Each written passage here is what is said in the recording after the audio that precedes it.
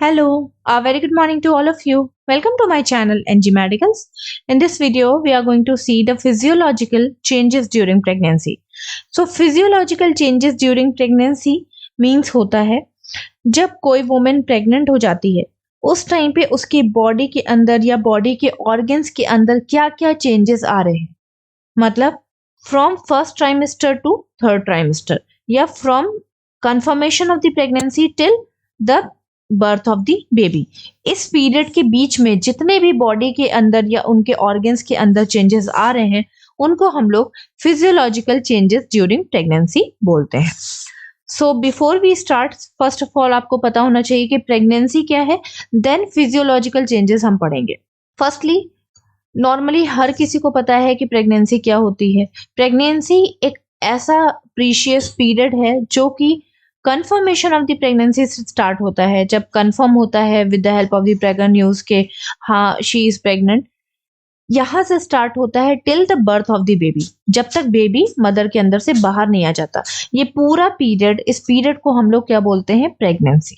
Okay, so according to this national institute of health, pregnancy क्या है, ये एक ऐसा पीरियड है या एक ऐसा टाइम पीरियड है जो कि प्रेगनेंसी का कंफर्मेशन से स्टार्ट हुआ, जिसमें बेबी का इम्प्लांटेशन यानी कि बेबी अंदर ग्रोथ एंड डेवलपमेंट कर रहा है, और तब तक ये चलेगा जब तक एक्सपल्शन यानी कि या एक्सट्रैक्शन, दोनों का एक ही सेम मीनिंग है यानी कि बाहर निकलना। ठीक है, कब तक चलेगा, जब तक वो फीटस मदर के अंदर से बाहर नहीं निकल जाता। अब ये वर्ड जो फीटस आया है, इसका मतलब क्या है? फीटस मीन्स होता है वो बच्चा जो कि मदर के कोक के अंदर या वूम्ब के अंदर पल रहा होता है, जिसका ग्रोथ एंड डेवलपमेंट हो रहा होता है, उस बेबी को हम लोग फीटस बोलते हैं। और जब वो मदर के अंदर से बाहर आ जाता है तो उसे हम लोग न्यूबॉर्न बोलते हैं।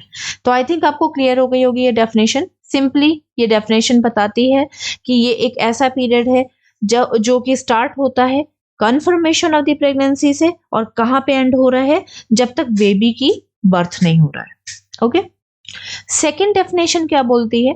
सेकेंड डेफिनेशन कह रही है कि ये एक ऐसा टाइम पीरियड है जिसमें एक मदर एक बेबी को कैरी करके रखती है और उसका ग्रोथ एंड डेवलपमेंट अंदर ही हो रहा होता है। स्टार्टिंग के 8 वीक तक या 8 हफ्तों तक जो बेबी पल रहा है अंदर, उसको हम लोग एम्ब्रियो बोलते हैं। 8 हफ्ते के बाद से 9 मंथ तक जो बेबी पल रहा होता है उसको फीटस बोलते हैं। यानी कि एम्ब्रियो कब तक हम बोलते हैं? 8 वीक तक हम बेबी को एम्ब्रियो बोलते हैं, और 8 वीक के बाद से पूरा जब तक बेबी बाहर नहीं आ जाता उसको हम फीटस बोलते हैं। तो एक ऐसा पीरियड है जिसमें एक मदर किसी एम्ब्रियो या फीटस को अपने अंदर कैरी करके उसका ग्रोथ एंड डेवलपमेंट कर रही है। और ये पीरियड कब स्टार्ट होता है? जैसे ही मदर को पता चल जाता है कि शी इज प्रेग्नेंट, यानी कि कंसेप्शन, जब उसको पता चल जाता है कि वो प्रेग्नेंट है, उस पीरियड को हम कंसेप्शन बोलते हैं। ठीक है, कब तक? जब तक बेबी की बर्थ नहीं हो जाती। तो ये हो क्यों रहा है? क्योंकि मदर के अंदर जो ओवा है या ओवम है वो स्पर्म से आकर के मिल रहा है, और स्पर्म ओवम जब मिल जाते हैं तो उसको हम फर्टिलाइजेशन बोलते हैं। फर्टिलाइजेशन के बाद ये स्पर्म ओवम मिल करके अंदर आते हैं और इस तरह से यूट्रस के अंदर वाली लेयर यानी कि एंडोमेट्रियम में जाकर के अटैच कर लेते हैं। अटैच करने को हम इम्प्लांटेशन कहते हैं। सो यहाँ पे क्या हो रहा है कि पहले स्पर्म ओवम मिल रहे हैं जिसमें हम इसे फर्टिलाइजेशन बोल रहे हैं, और ये मिला हुआ जो ये बना हुआ है स्ट्रक्चर, ये आकर के एंडोमेट्रियम में अटैच हो रहा है, जिसको हम लोग इम्प्लांटेशन बोल रहे हैं of the lining of the uterus. So बाद में क्या होता है कि ये एक प्लासेंटा बनाता है, जो आप सभी जानते होंगे कि प्लासेंटा एक तरह का टेम्पररी ऑर्गन होता है जो कि मदर से फीटस को ब्लड सप्लाई प्रोवाइड करता है और बहुत सारे फंक्शन करता है। ठीक, इसी के बेसिस पे एक बेबी का कंप्लीट ग्रोथ एंड डेवलपमेंट होता है 9 मंथ तक, और बेबी बाहर आ जाता है। तो प्रेगनेंसी क्या है? सिंपली आप कह सकते हो ये एक ऐसा टाइम पीरियड है जिसमें एक बेबी का ग्रोथ एंड डेवलपमेंट हो रहा है। कब से स्टार्ट हो रहा है? कंसेप्शन से स्टार्ट हो रहा है। कब तक रह रहा है? जब तक बेबी मदर के वूम से बाहर नहीं आ जाता। Now we are going to see physiological changes during pregnancy. अब हम लोग देखने वाले हैं कि ऐसे कौन कौन से चेंजेस मदर की बॉडी के बाहर या मदर की बॉडी के अंदर हो रहे हैं जो कि एक प्रेगनेंसी को कंप्लीट कर रहे हैं। क्योंकि अगर बॉडी के अंदर चेंजेस नहीं होंगे मदर के, तो प्रेगनेंसी कंप्लीट नहीं हो पाएगी। अब ये ऐसा क्यों मैं बोल रही हूँ, ये हम लोग आगे जानेंगे। ओके, तो इस वीडियो में हम लोग सिर्फ रिप्रोडक्टिव सिस्टम की फिजियोलॉजिकल चेंजेस देखेंगे। नेक्स्ट वीडियो में हम लोग कई सारे चेंजेस देखेंगे। तो सबसे पहले जेनाइटल ऑर्गन चेंजेस हम लोग देखने वाले हैं कि आपके जेनाइटल जितने भी ऑर्गन्स हैं उनके अंदर क्या क्या चेंजेस आ रहे हैं। तो सिंपली आपका जेनाइटल ऑर्गन 3 मेन पार्ट में डिवाइड है, वल्वा, वजाइना एंड यूट्रस। और यूट्रस के पास दो चीजें अटैच होती हैं, हम सब जानते हैं। एक है ओवरी जो कि यूट्रस के लेटरल साइड में अटैच होती है, और फैलोपियन ट्यूब जो कि फंडस के एरिया से अटैच होती है। ओके, वल्वा क्या है, वजाइना क्या है? देखो, वल्वा कहाँ से स्टार्ट हो रहा है? वल्वा आपके क्लाइटोरिस से स्टार्ट होता है। यहाँ पे देख लो, क्लाइटोरिस के ऊपर से आपका वल्वा स्टार्ट होता है और एनएस के ऊपर तक आपका वल्वा रहता है। ओके, या आप ये भी कह सकते हो कि वल्वा आपका क्लाइटोरिस से स्टार्ट होता है और आपके एनएस से पहले एंड हो जाता है। वजाइना क्या है? वजाइना एक तरह की ओपनिंग है। ये वाली ओपनिंग, ये जो आपको डार्क कलर की दिख रही है, ये वाली opening, this is your vaginal opening. इसमें क्या हो रहा है? इसमें भी अलग चेंजेस आ रहे हैं और आपके वल्वा में भी अलग चेंजेस आ रहे हैं। तो चलिए चेंजेस देख लेते हैं कि क्या क्या चेंजेस आ रहे हैं। सबसे पहले वल्वा और वजाइना, देखो यहाँ पे मैंने सेम लिखा है, यानी कि वल्वा और वजाइना दोनों में सेम चेंजेस आ रहे हैं। एडिमेटस, वल्वा भी एडिमा हो रहा है, वल्वा के अंदर भी स्वेलिंग आ रही है और वजाइना के अंदर भी स्वेलिंग आ रही है। स्वेलिंग आने का पर्पस क्या है कि देखो, वजाइना के अंदर और वल्वा के अंदर जो ब्लड सप्लाई है, उसका जो ब्लड सप्लाई का जो थिकनेस है वो बढ़ रही है। ब्लड वेसल्स की जो थिकनेस है वो बढ़ रही है। तो जब ब्लड वेसल्स की थिकनेस बढ़ेगी, ब्लड सप्लाई बढ़ेगी, ब्लड सप्लाई बढ़ेगी, तो एरिया भी एक्सटेंड होगा, एरिया भी एडिमेटस होगा। ठीक है, इसी वजह से एडिमा हो रहा है दोनों में। वेस्कुलैरिटी यानी कि ब्लड सप्लाई इंक्रीज हो रही है। ठीक, हाइपरट्रॉफी हो रहा है। हाइपरट्रॉफी मीन्स क्या होता है? Increase the size of the cells. जो वल्वा वजाइना के सेल्स हैं वो अपने आप का साइज इंक्रीज कर रहे हैं। क्यों? क्योंकि अभी से वो तैयारी नहीं करेंगे तो वो किसी एक इतने बड़े बेबी को, यानी कि 2.5 kg के बेबी को कैसे बाहर लेके आएंगे? सिंपल सी चीज है। तो वल्वा भी अपने आप को क्या कर रहा है? साइज बढ़ा रहा है, और वजाइना भी साइज बढ़ा रहा है। साइज बढ़ाने को कहते हैं हम हाइपरट्रॉफी। साथ ही साथ वल्वा आपका पिगमेंटेड हो रहा है और लेबिया माइनोरा भी पिगमेंटेड हो रहा है। यहाँ पे देख लो, लेबिया माइनोरा, लेबिया मेजोरा और लेबिया माइनोरा हमारे पास दो होते हैं। लेबिया मेजोरा क्या होता है? Outer covering of the genital area. ठीक है, जब इस आउटर कवरिंग को आप हटाओगे तो आपको लेबिया माइनोरा देखने को मिलेगा, यानी कि inner covering of the genital area. ठीक, तो इनर कवरिंग यानी कि लेबिया माइनोरा के पास पहले से ही रिच इन ब्लड सप्लाई होती है। तो जब इसमें ब्लड सप्लाई इंक्रीज होगी तो ये भी आपको पिगमेंटेड देखने को मिलेगा। साथ ही साथ लेबिया माइनोरा के अंदर मिलानिन का भी इंक्रीज हो जाएगा। मिलानिन क्या होता है? आपकी बॉडी के अंदर ये जो आप देख रहे हो, आपका स्किन कलर डार्क कलर है या आप बहुत फेयर कलर के हो या डल कलर के हो, तो ये डिपेंड करता है आपके मिलानिन के ऊपर। मिलानिन अगर ज्यादा होगा तो आप डार्क कलर के होगे, मिलानिन आपके अंदर कम होगा तो आप लाइट कलर के होगे।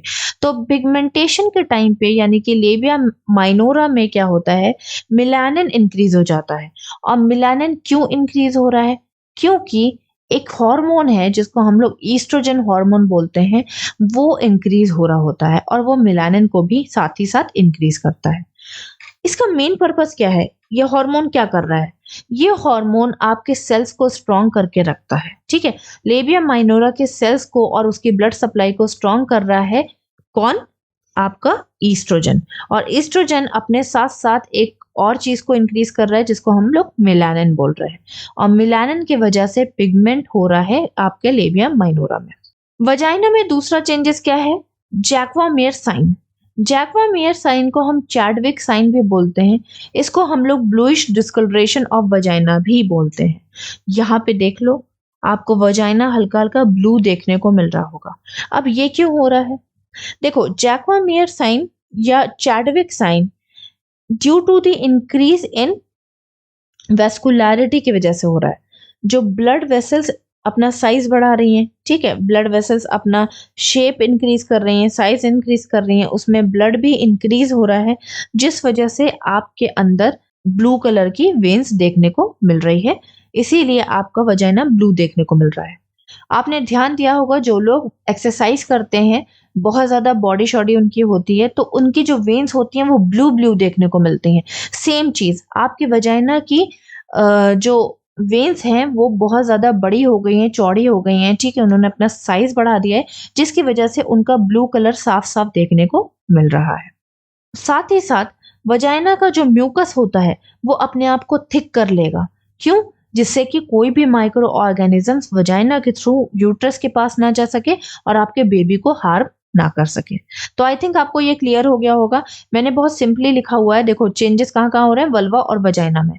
वल्वा में भी एडिमा हो रहा है, क्यों? क्योंकि मसल का साइज बढ़ रहा है, सेल्स का साइज बढ़ रहा है। वजाइना में भी सेम चीज हो रही है। वल्वा में वेस्कुलैरिटी बढ़ रही है, यानी कि ब्लड वेसल्स का साइज और शेप बढ़ रहा है। वजाइना में भी सेम चीज हो रही है, वेस्कुलैरिटी बढ़ रही है, साथ ही साथ आपका ईस्ट्रोजन लेवल बढ़ रहा है और मिलानिन लेवल बढ़ रहा है, जिसकी वजह से पिगमेंटेड लेबिया माइनोरा देखने को मिल रहा है वल्वा में। और वजाइना में सीधा सीधा वजाइना ब्लू देखने को मिल रहा है। इस ब्लू देखने के, यानी कि इस ब्लूइश डिस्कलरेशन को हम बोलते हैं जैक्वामियर साइन। नेक्स्ट आ जाते हैं यूट्रस। यूट्रस की अगर बात करें तो यूट्रस मेनली हमारा 3 पार्ट में डिवाइड है, बॉडी, इस्थिमस एंड सर्विक्स, जिसमें चेंजेस आते हैं। फंडस में कोई ऐसा चेंजेस नहीं आ रहा है, इस वजह से हम लोगों ने फंडस नहीं इंक्लूड किया है। यूट्रस में क्या हो रहा है?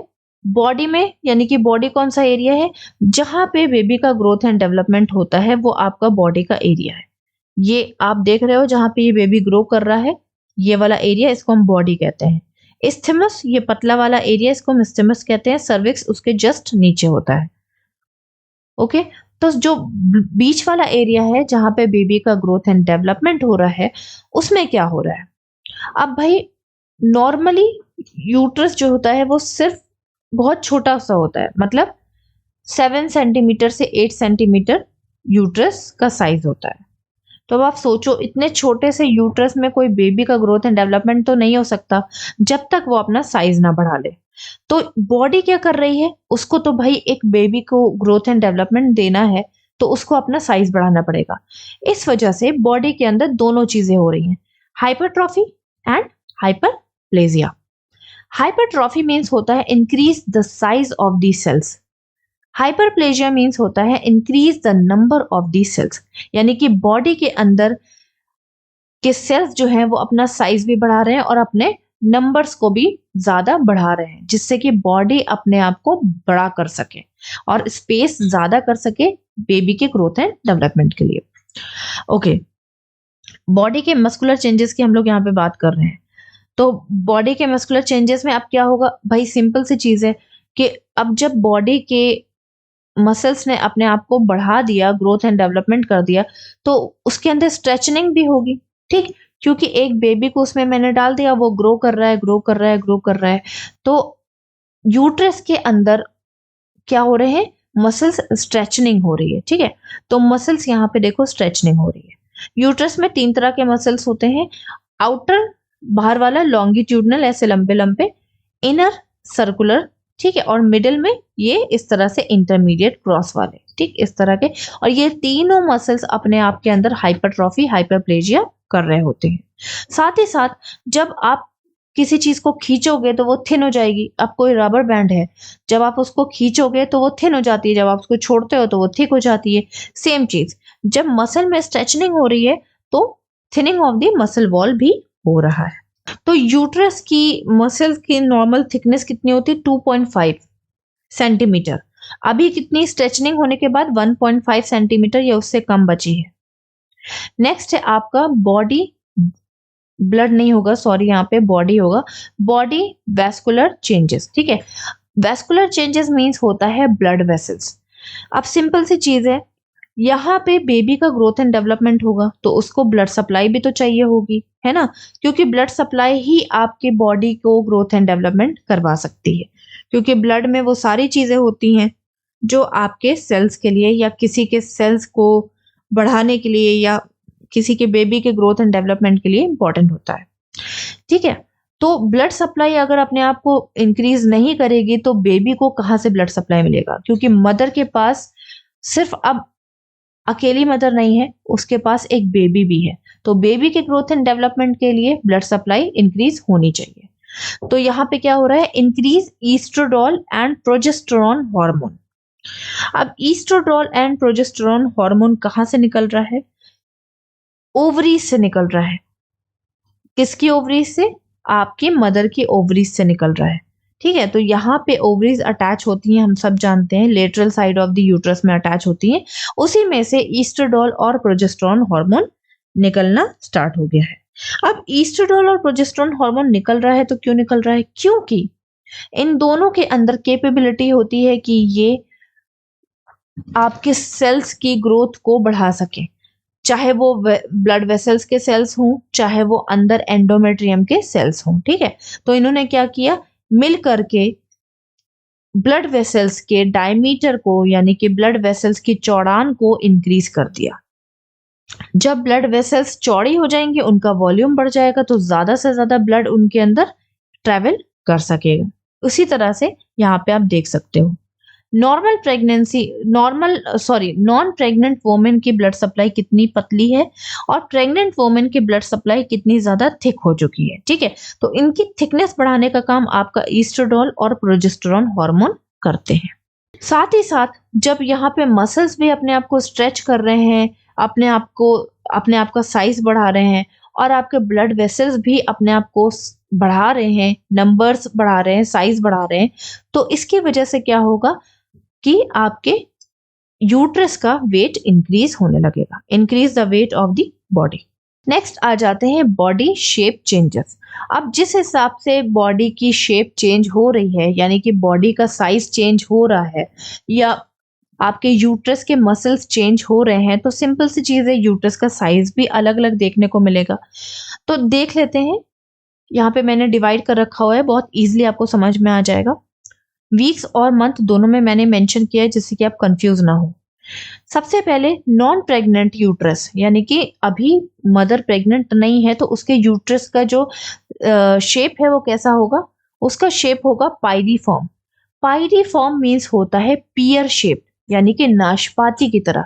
नॉन प्रेग्नेंट यूट्रस इस तरह से नाशपाती की तरह होता है। यहाँ पे देख लो, नहीं तो यहाँ पे देख लो, आपके नाशपाती ऐसे है, आपका यूट्रस भी कुछ इसी तरह का देखने को मिलता है।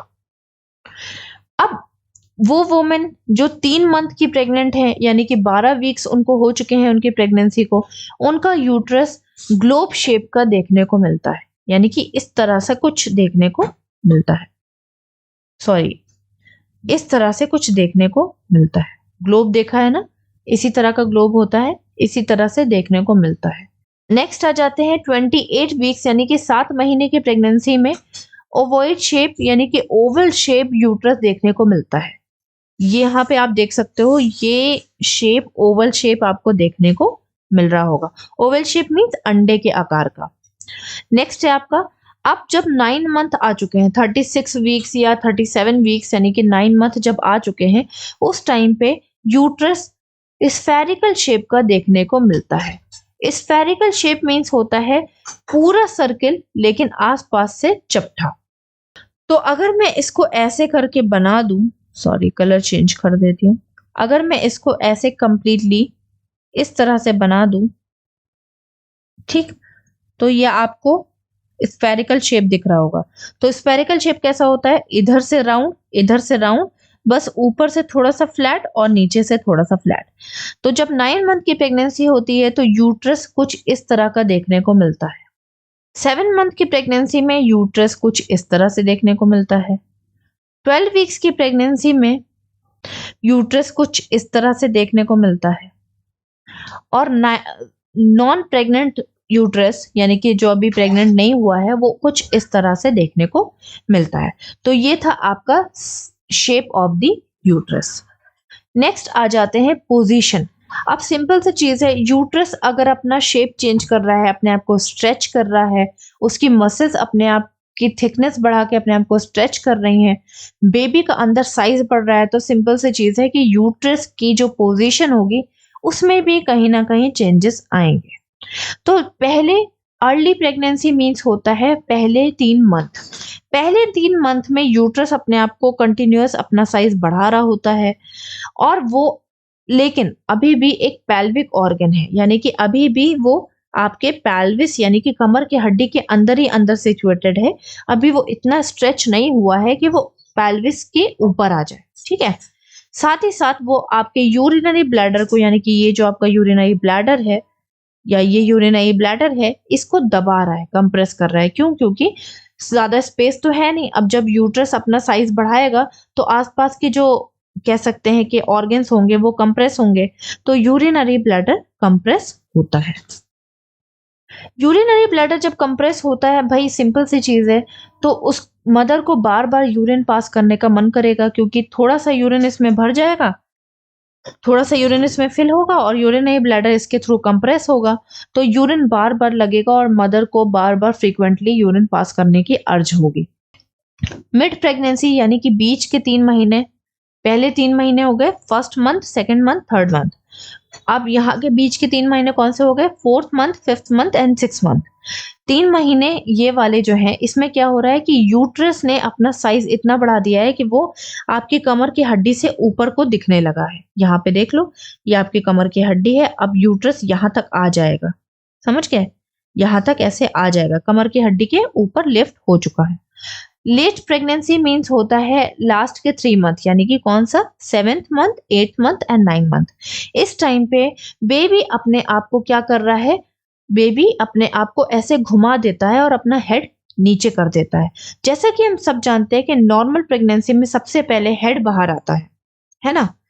तो ये कब हेड नीचे आता है? ऐसे तो बेबी का यहाँ पे देख लो, हेड ऊपर था, लेकिन 7th, 8th, 9th के मंथ में क्या हो रहा है कि हेड बेबी का ऐसे नीचे आ रहा है।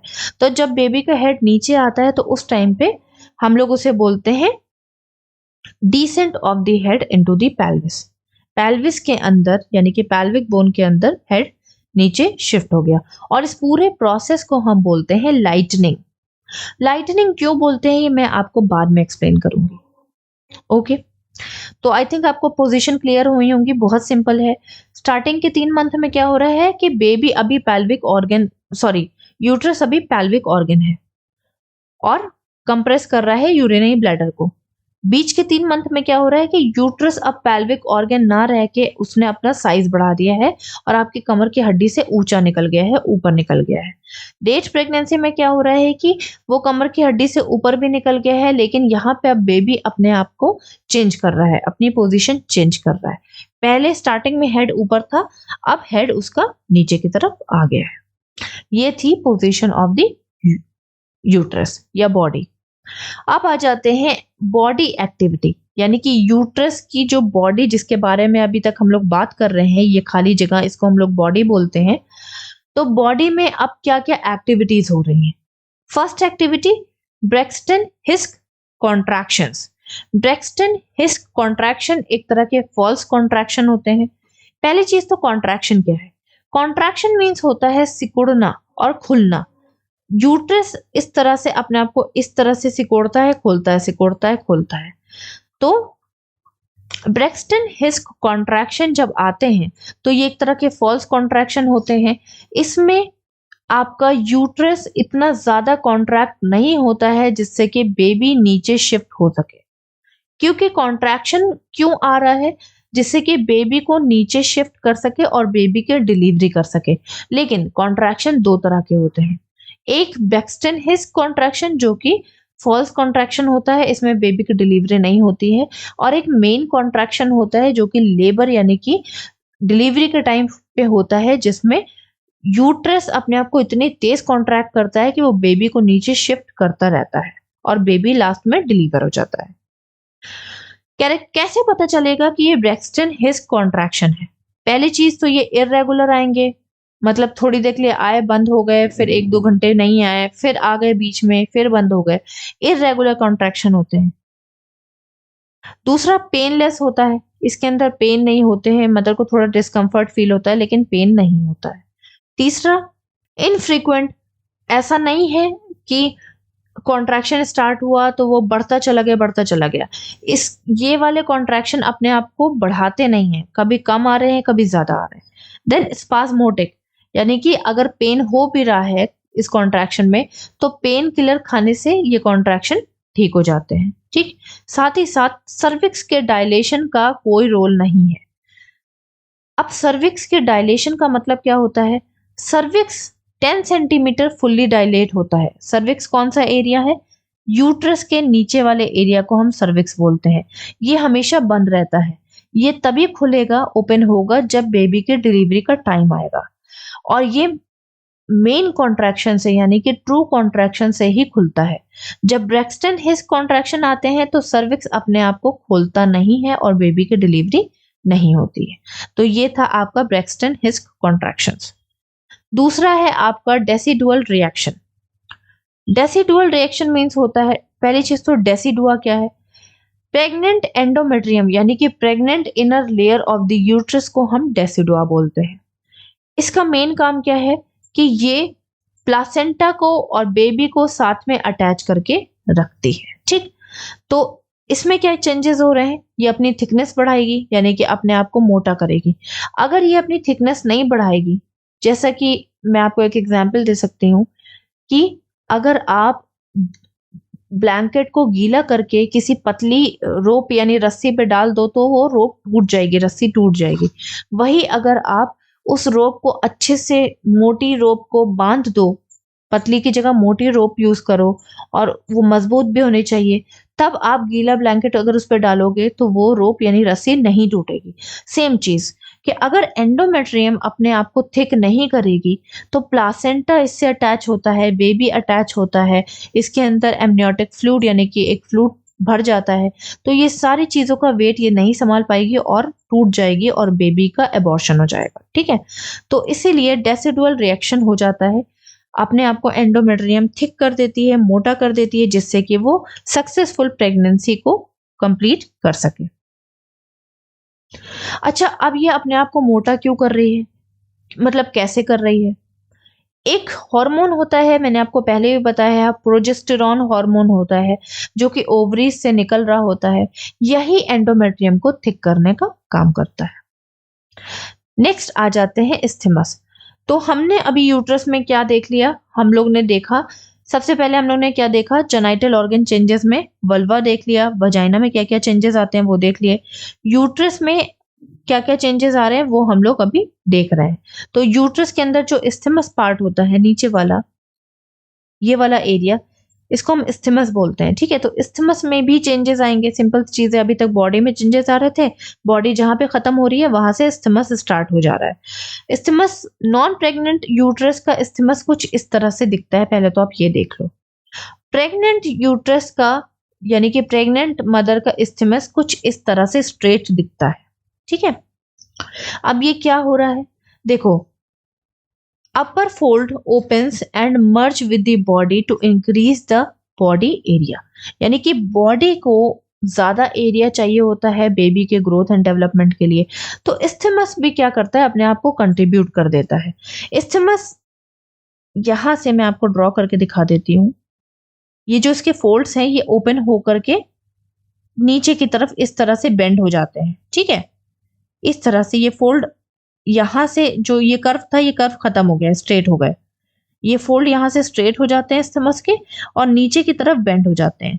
तो जब ये नीचे की तरफ बेंड हो जाते हैं तो यहाँ पर एक ये स्फिंक्टर बना लेते हैं, यानी कि एक बंद रास्ता बना देते हैं, जिसको हम लोग स्फिंक्टर बोलते हैं। ये स्फिंक्टर बनना बहुत जरूरी है। अगर ये स्फिंक्टर नहीं बना, यानी कि ये रास्ता इस तरह से नहीं बना, ये स्ट्रेट नहीं हुए और ये रास्ता नहीं बना, तो नीचे वाला एरिया जो कि जिसको हम सर्विक्स बोलते हैं, वो इतना ज्यादा वेट नहीं संभाल पाएगा। यहाँ पे बेबी भी है, यहाँ पे प्लासेंटा भी है, यहाँ पे एमनियोटिक फ्लूइड भी है, ठीक है? इन सब का वेट नहीं संभाल पाएगा और सर्विक्स टाइम से पहले ओपन हो जाएगा प्रेशर की वजह से और एबॉर्शन हो जाएगा। तो स्टिमस क्या करता है, नीचे से अपने आप को बंद कर देता है, एक मजबूती बना देता है और सर्विक्स को इससे हेल्प मिल जाती है। साथ ही साथ जो ये यहाँ से स्ट्रेट हो रहा है तो ये कर्व हटा देता है, यानी कि अब जब ये स्ट्रेट हो गया तो बॉडी को भी एक्स्ट्रा स्पेस मिल गया, तो बेबी की ग्रोथ एंड डेवलपमेंट में अच्छा सा स्पेस मिल गया। ठीक है, तो स्टिमस के दो काम है। पहली चीज बॉडी के साथ मर्ज होकर के स्पेस बढ़ाना, दूसरी चीज नीचे से अपने आप को बंद कर देना और सर्विक्स की हेल्प करना जिससे कि बेबी का एबॉर्शन ना हो। यहाँ पे देख लो, lower area of the isthmus make a sphincter to prevent abortion. यहाँ पे देखो क्लियर दिखाया है, स्टिमस के बाद आपका सर्विक्स स्टार्ट हो जाता है। नेक्स्ट आ जाते हैं सर्विक्स। तो सर्विक्स में भी भाई सिंपल सी चीज है, सर्विक्स भी अपना साइज बढ़ाना स्टार्ट करेगा। क्यों? क्योंकि अल्टीमेटली जो ये आपका बेबी है ये बाहर आएगा तो सर्विक्स से भी तो बाहर आएगा ना। ये जो बेबी है ये जब डिलीवर करेगा तो ये सर्विक्स को भी स्ट्रेच करेगा, और सर्विक्स अगर अपने आप को पहले से ही स्ट्रेच ना करे तो सर्विक्स फट जाएगा, रप्चर हो जाएगा, क्योंकि इतना बड़ा बेबी है और सर्विक्स पहले से अपने आप की तैयारी ना करे, अपने आप को स्ट्रेचेबल ना बनाए, अपने आप को का साइज ना बढ़ाए, शेप ना बढ़ाए, तो ये डिलीवरी के टाइम पे फट जाएगा, रप्चर हो जाएगा और मदर को इंजरी हो जाएगी। इसी के लिए सर्विक्स अपने आप को क्या करता है, हाइपरट्रॉफी एंड हाइपरप्लेजिया।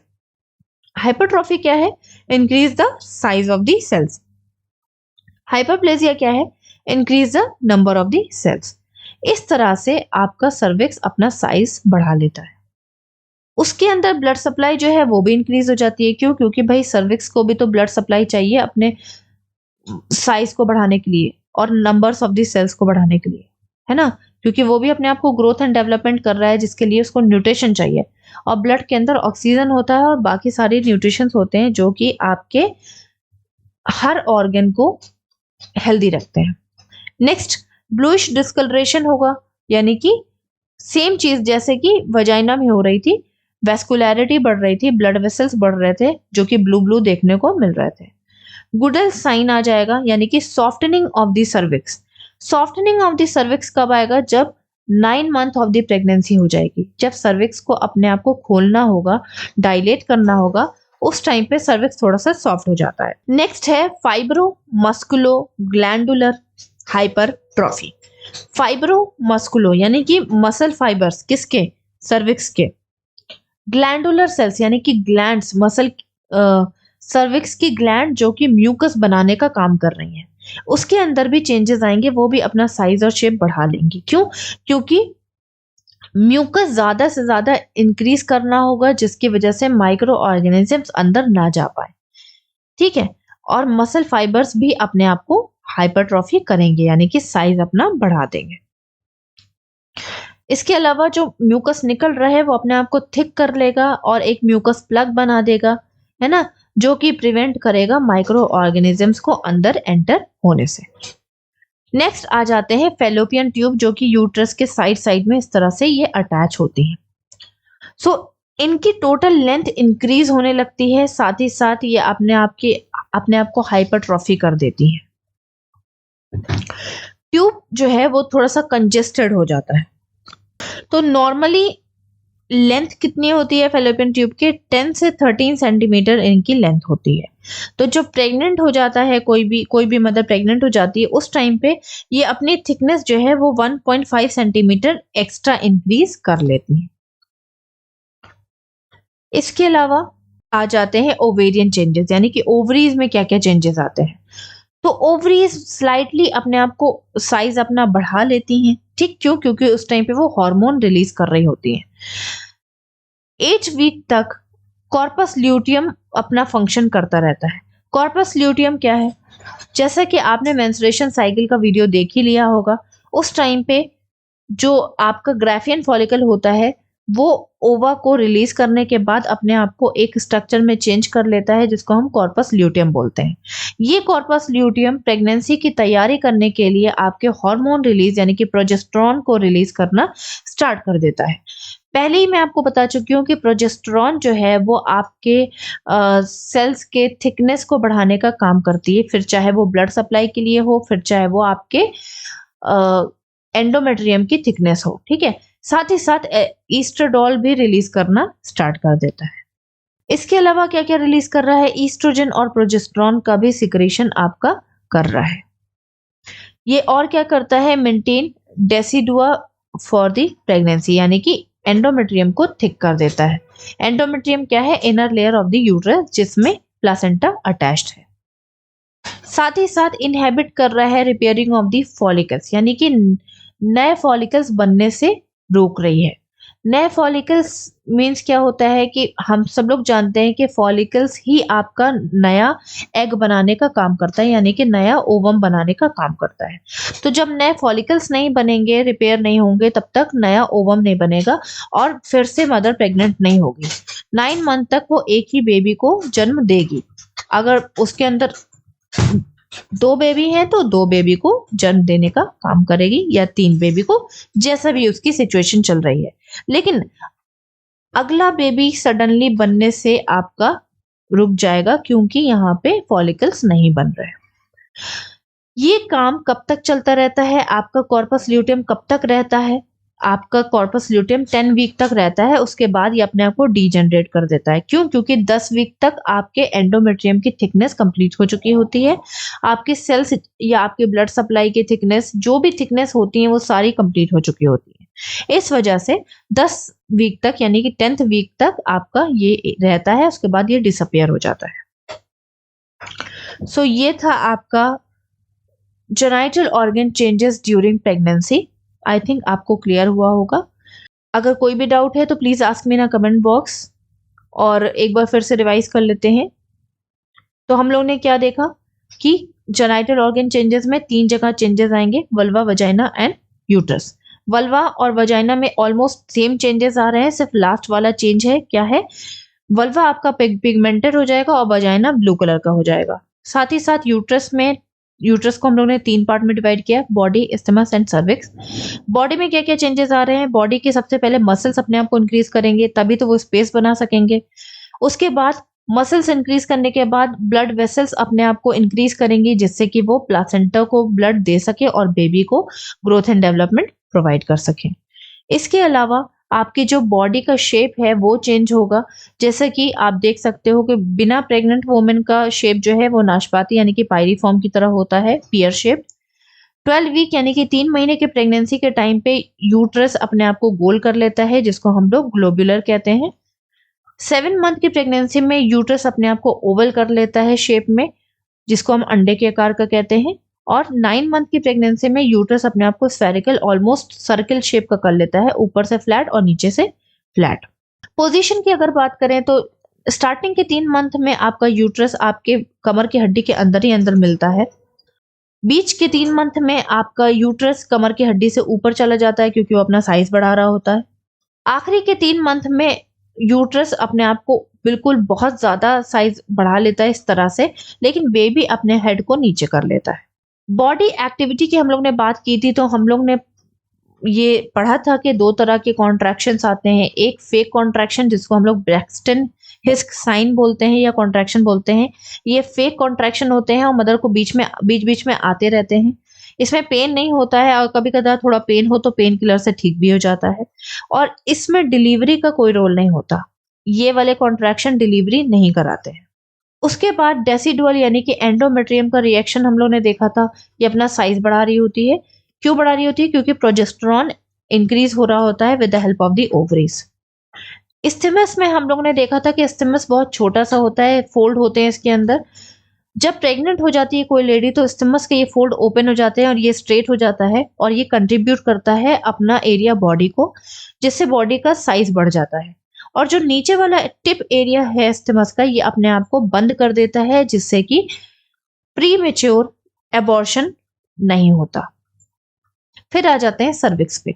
सर्विक्स सबसे नीचे वाला पार्ट होता है, और इसके अंदर भी हाइपरट्रॉफी, हाइपरप्लेजिया हो रहा होता है।